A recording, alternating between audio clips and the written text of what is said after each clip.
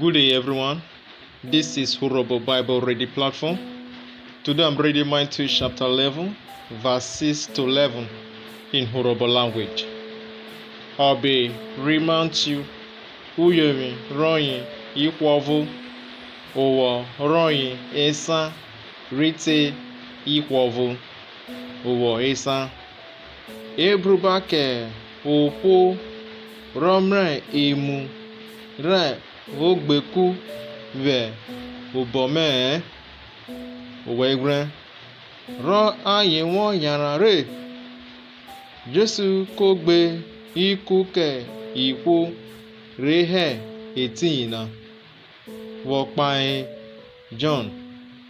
Je owa yara kpo agwa reniwo.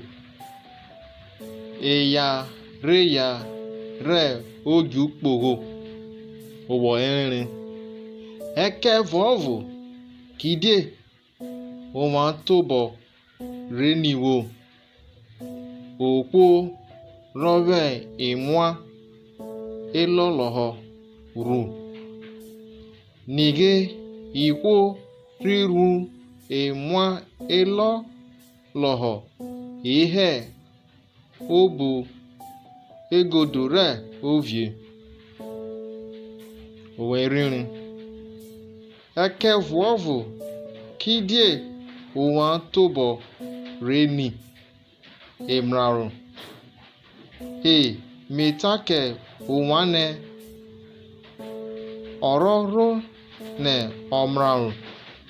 Wekwe onana he okwona resiro pahe ne nige miji ikome ka obaru kewe ororuere igerenwe uwo ikwovu uyota metake nwa ikwore eya wierena oji wo oro roro te John ribatis na ekevuovu oroma hawi ve uvire oju rona ve kobiro.